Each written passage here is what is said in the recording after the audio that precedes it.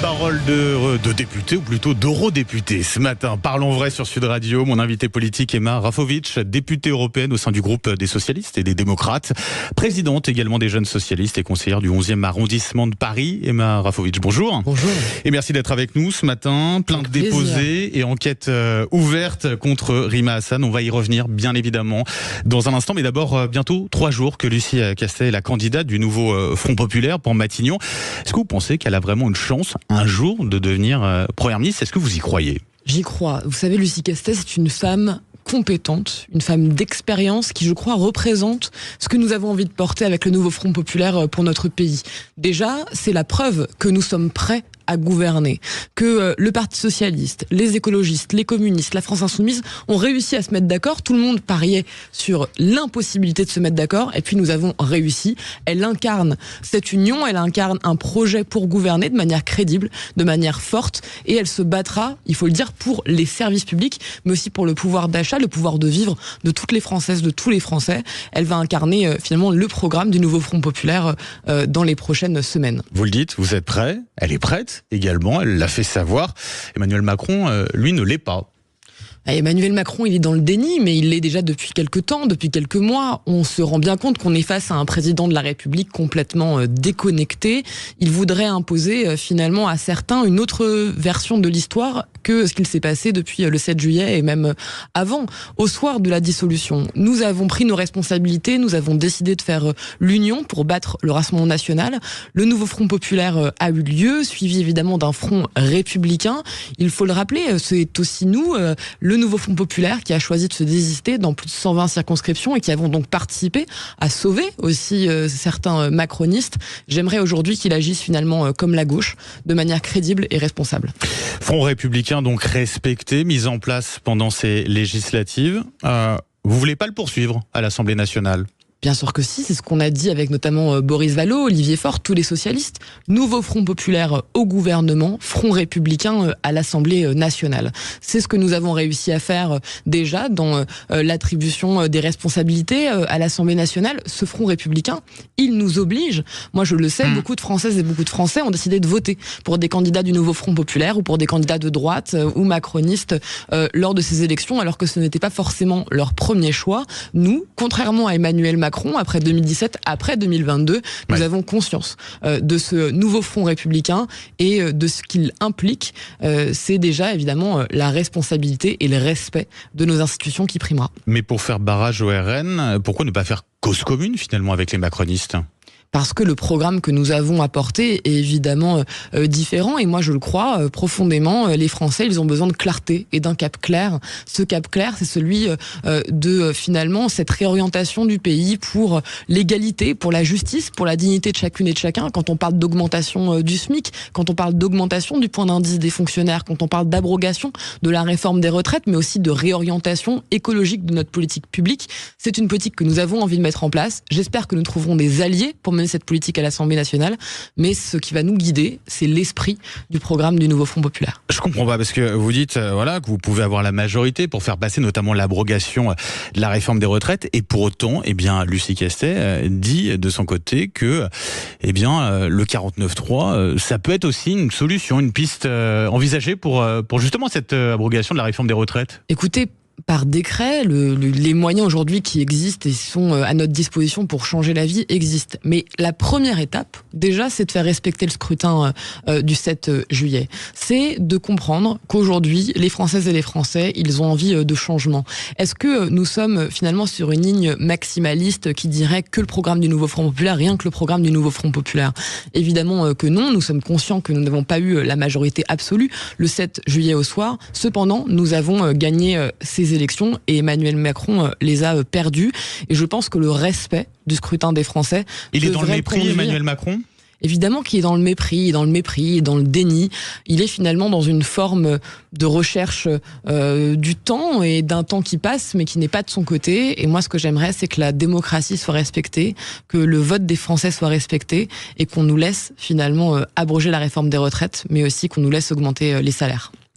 Le patron du PS, Olivier Faure, alerte le Conseil d'État à propos de quoi? À propos des nominations effectuées par le gouvernement depuis la dissolution.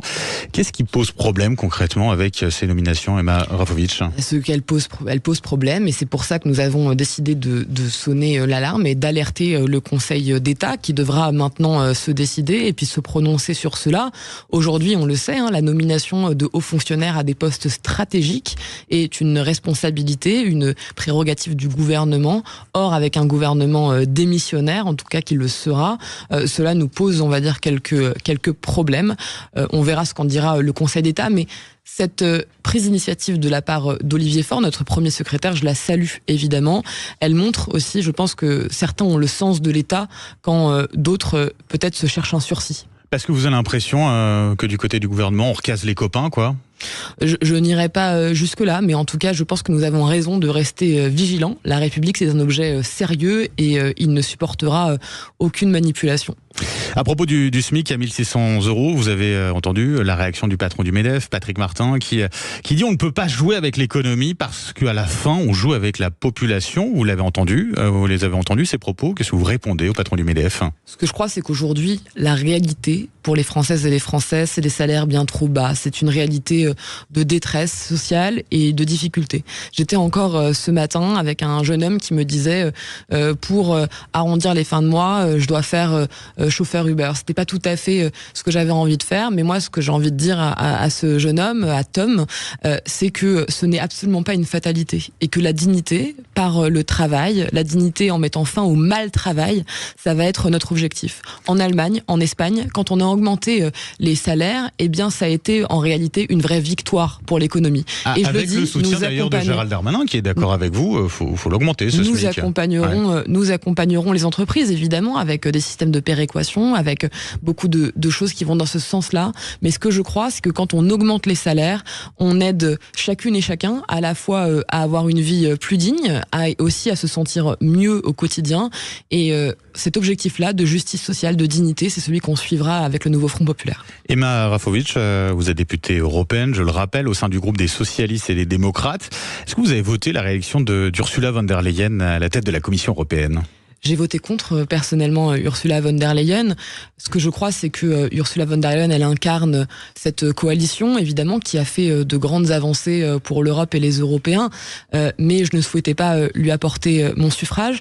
Mais il faut se le dire, cependant, le vrai moment de vérité, il arrivera en septembre, quand nous aurons à auditionner tous les commissaires européens qui est le collège, et à voter ce collège des commissaires et à se prononcer sur le sujet. Aujourd'hui, Ursula von der Leyen, c'est pour certains, et je le comprends tout à fait d'ailleurs, l'incarnation d'un moindre mal. Quand une autre coalition de revers, aurait pu être créée au Parlement européen, alliant la droite et l'extrême droite.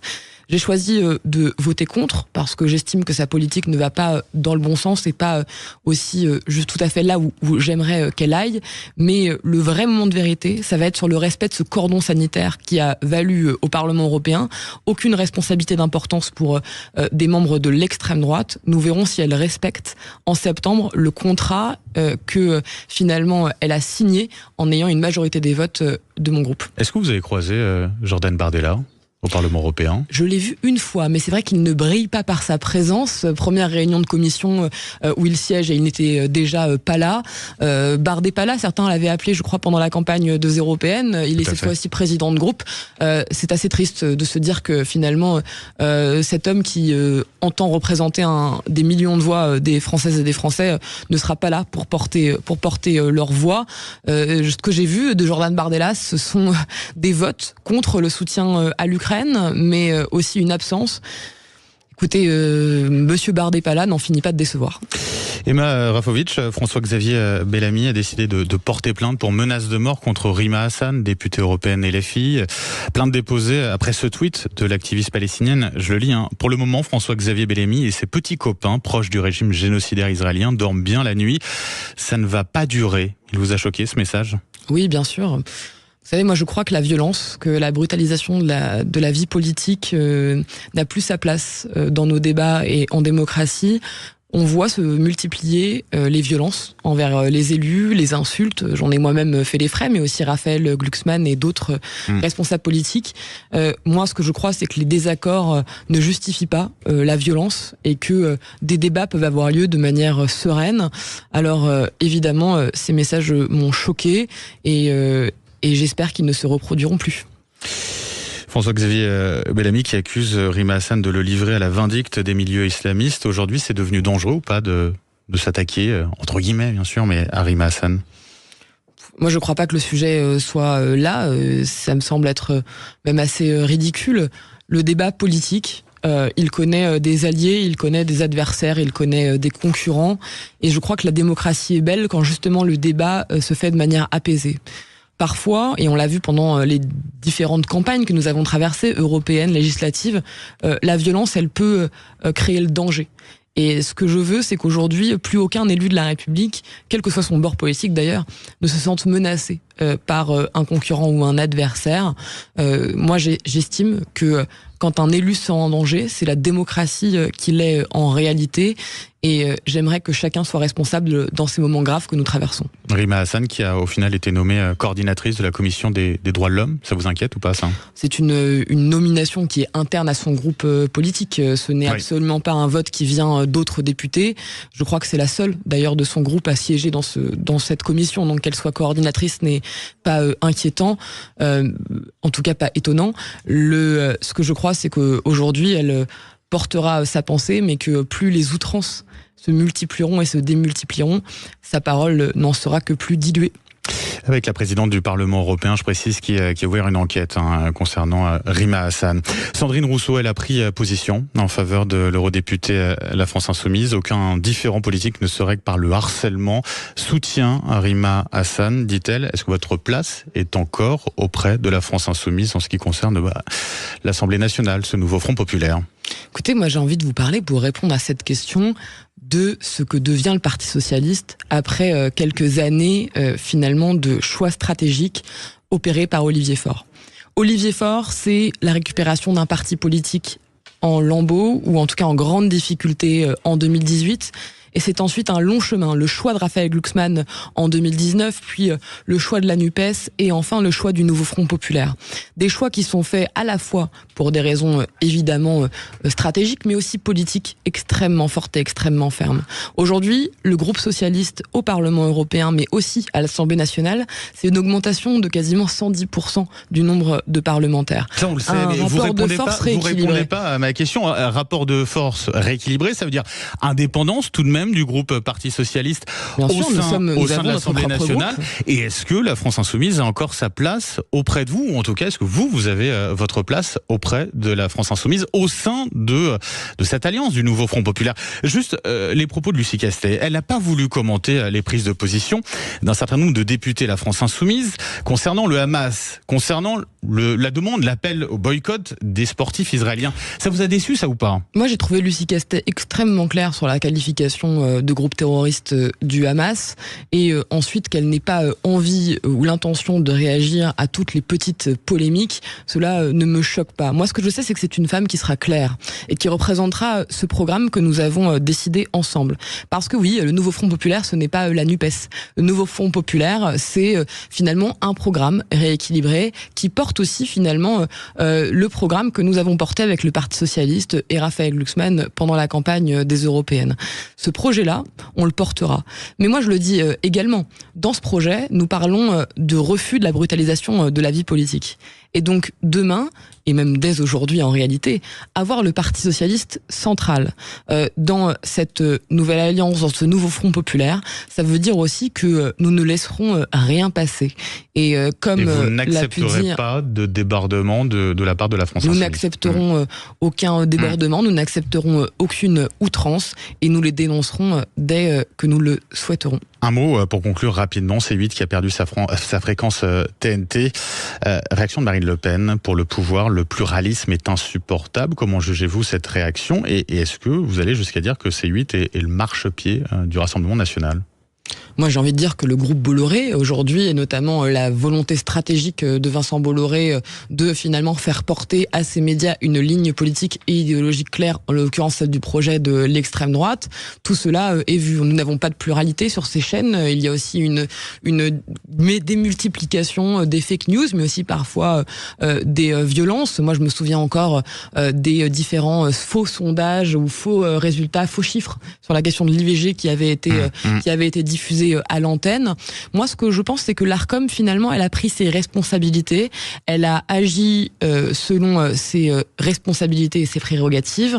Et moi, je salue cette décision ferme de finalement décider de retirer C8 des antennes et des fréquences TNT. Aujourd'hui, la bataille pour la démocratie, c'est une bataille aussi qui va avoir lieu dans les médias. Moi, je vais siéger à la commission culture du Parlement européen. J'en suis désormais la vice-présidente. Oui. Et je sais que je me battrai aussi pour cette pluralité des médias, l'indépendance des journalistes et des rédactions. Et je crois que la décision de l'Arcom va dans ce sens-là. Merci beaucoup, Emma Rafovitch. Merci d'avoir été avec nous ce matin sur Sud Radio, députée européenne, présidente des Jeunes Socialistes et conseillère du 11e arrondissement de Paris. Très bonne journée à vous.